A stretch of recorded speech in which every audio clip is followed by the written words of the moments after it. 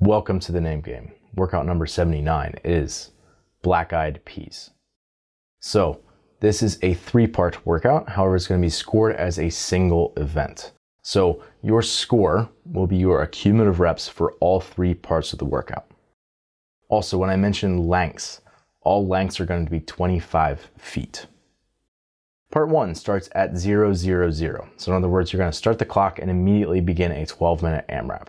It's going to start with a 21 for males, 15 for females calorie air bike, into a 4-length sandbag carry.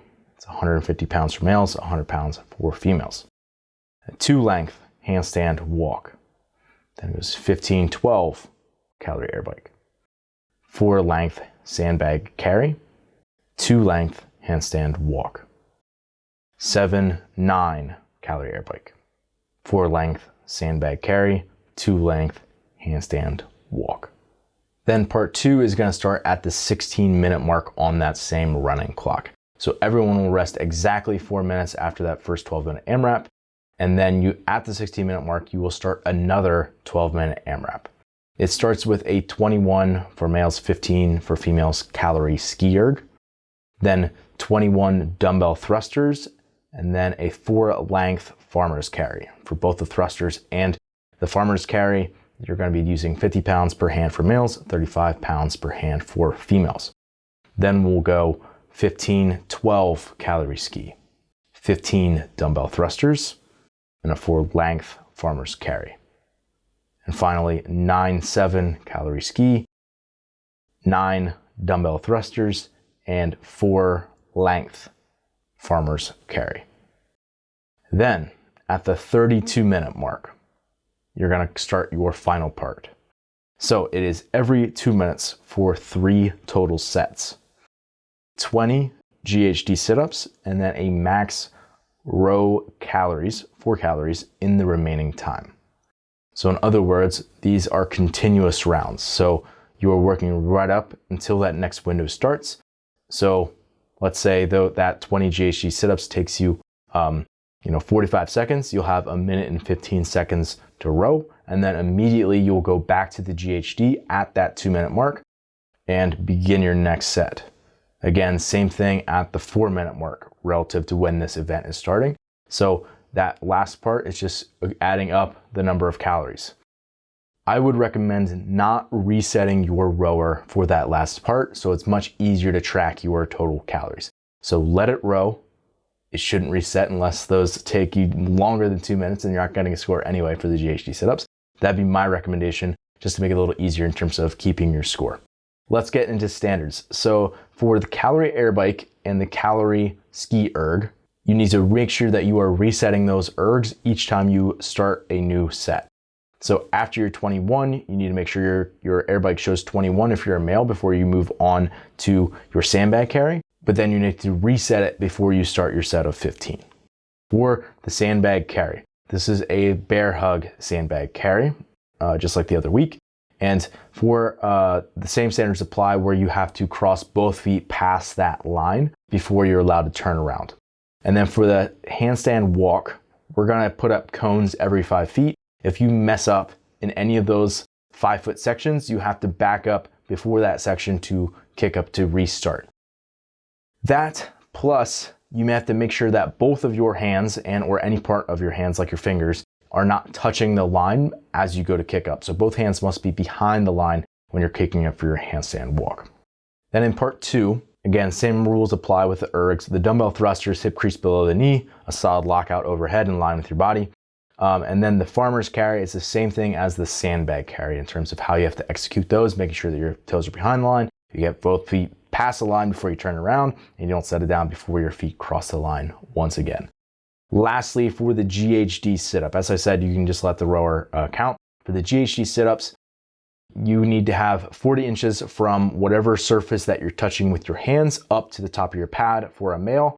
And then for females, it's 37 inches. So if your pad to the floor is 42 inches for a female, you could put a 5-inch pad or a riser in there in order to get to the correct height.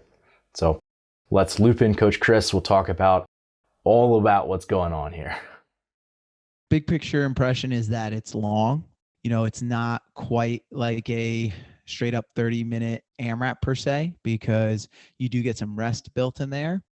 But the way I kind of look at this is, 4 minutes of rest between the first two AMRAPs and then between the second AMRAP and the intervals at the end.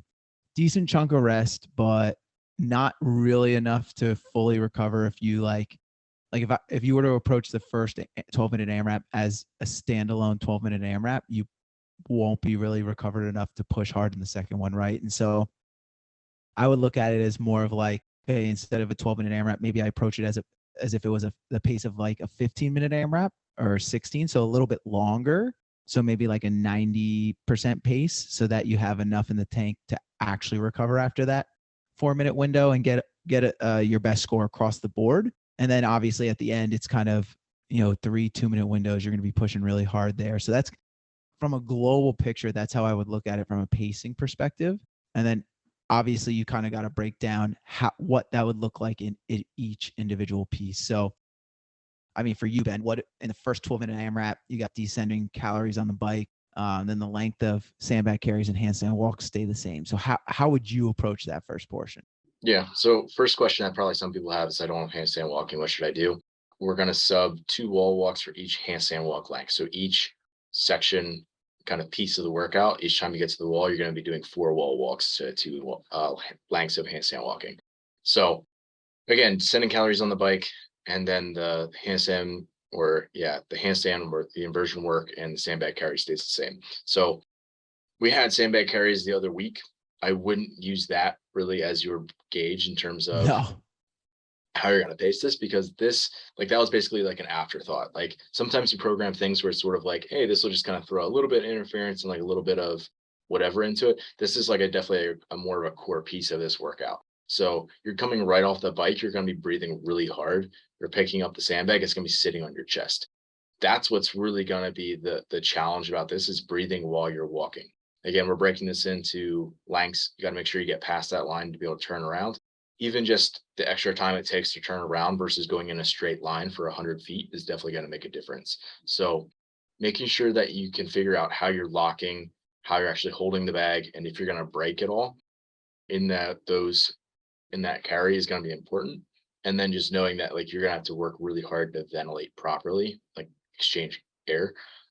And then also like it's probably gonna push up not just like heart rate at this point, but also like your blood pressure is gonna be a little bit high and your midline is gonna be a bit fatigued when you go to your inversion work. So if you're handstand walking, like you're gonna be thinking twice about, before you kick up, because you're gonna be breathing super hard, because again, you're on the air bike, and now you also have like this fatigue midline, respiratory fatigue. So for a lot of people, or at least for myself, like when I go to kick up in a handstand walk, if my low back in particular is feeling it, I find that to be really challenging. If my blood pressure is high, like if I did squat cleans and then went into handstand walking, that's also super challenging.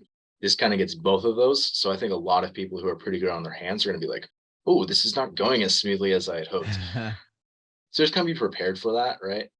I don't know if there's a whole lot you can do about it, but just sort of be mentally prepared for how that's going to feel, and then be confident that you can kick up, because oftentimes people just wait too long to kick up, Yeah. even when they're capable. So you got to kind of balance all that in your mind as you hit that first piece.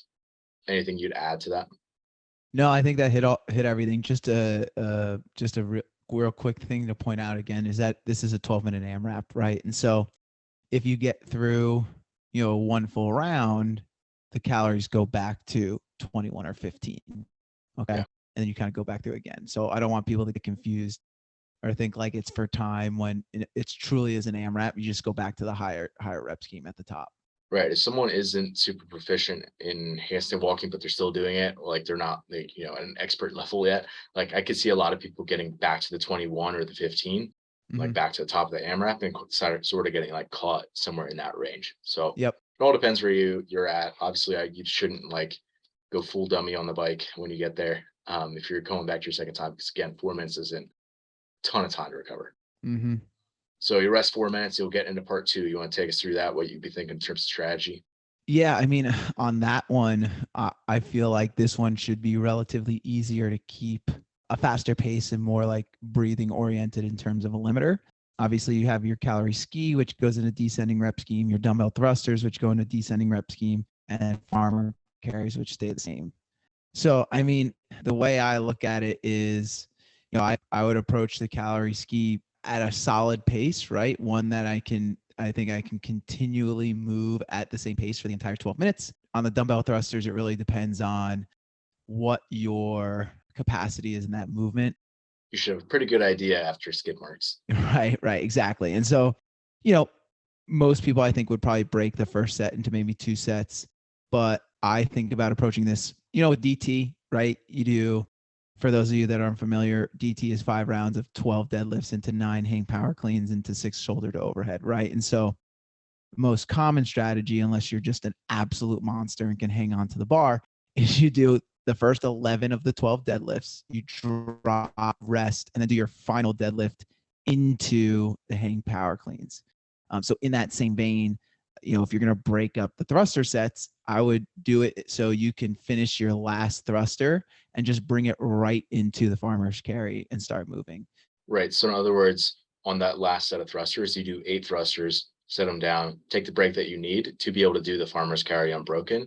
You pick them up, do 1 thruster, and then immediately lower down to the hang and start walking your farmer's carry. Yeah. And that's going to just shorten your transition time. Yeah. And so that's how I would approach it, and kind of at a pace that you can keep it relatively cyclical, just keep moving, right? I mean, you might start to feel your forearms, especially going from the farmer carry to the ski. But if you can grip the ski effectively to just kind of stay loose, especially in the beginning as you start stroking the ski, that'll allow your grip to recover. And realistically, for most athletes who are going to do this RX at the 50, 35 pound dumbbells, that's really not that heavy to hold for a farmer carry. So no, that's kind of how I would look at that workout. Yeah. The farmer's carry, we actually saw these in the age group semifinal for 2021. So they were 32 and 24 kilos per hand. So much heavier, 70 and 53. So yeah, I mean, here you're going to want to move quickly on these. I wouldn't recommend jogging just because you're going to get so much like bounce. Yeah. But like you want to basically like run like you're running with like a backpack on, where like your head stays like level the whole time, your hips stay level. You want to keep your arms as relaxed as you can, but not let them like fall all over the place, which is sort of a delicate balance. Like if you really control it really hard, you're going to create a lot of tension, and that's obviously not going to be helpful. But if you're super loosey goosey with them, then you're chasing them all over the place and you're not very effective with the dumbbells. Sure. So you need to be as relaxed as you can, but yet create tension at the right moments where you can kind of turn around and move. So kind of relax during the straightaway, keep them in tight, spin around quick, and get back the other way. Yep. And then a very short rest, 4 minutes. that one will feel much shorter than the first 4 minutes. Yeah. And then into our last part. How would you think about pacing the last part if you do? Yeah, I mean, I think that's the question, right? If you do, I think people who are going to be the best on this portion, obviously people are good on machines, but just, removing that from the equation is the people who can recover breathing wise on the GHD sit-ups, right? And so I can push hard on the rower, and then as soon as maybe I hop off or start to hop off the rower with 4 seconds left in the window, 5 seconds, so I can get my feet into the GHD, but then kind of hop in and get moving at a methodical pace, recovering my breathing while moving on the GHD, versus someone who's got to sit, rest, sit on the GHD. I mean, you're still going to be moving relatively quickly, but I mean, you really can kind of open up your chest and extend and breathe through that movement. Similar to like, if I think about a gymnastics movement, I find it much easier to recover on like a toes to bar versus like a chest to bar pull up or, something like that, because the movement itself forces you into a really open chest, right? And the GHD sit up can be the same if you allow it to be. And then the premise there is like the idea or intention behind that section of the workout, because I wrote it up, is, when you get into those open workouts and it's just, or even quarterfinals or whatever the case is, and there's really no limiter to how fast you're going other than overall fatigue and mental want to. Right. That's kind of what I wanted there. And the row or the assault bike are the two, in my opinion, perfect implements to do that in, because there's no, I mean, you'll get some real hip fatigue and core fatigue, obviously, because of the combination of hip flexion, hip extension with those two movements. But, if you got 30 seconds left in that last interval and it's max cals on the rower, what's limiting you there is really just like, do I really want to just go all out, like blackout on these last 30 seconds? Yeah.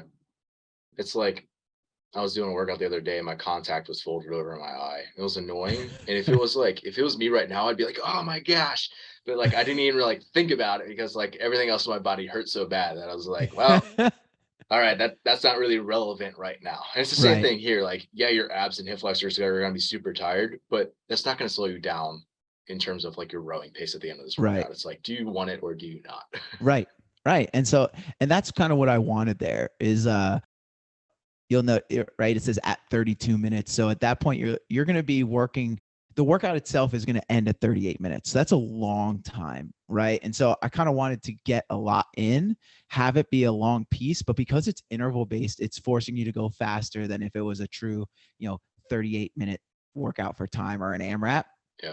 And at the end of something long like that, again, you think about those open workouts, quarterfinal workouts, semifinal workouts that are 20 plus minutes long or whatever. You still want to be able to really hammer the end to maximize whatever you're getting on that score.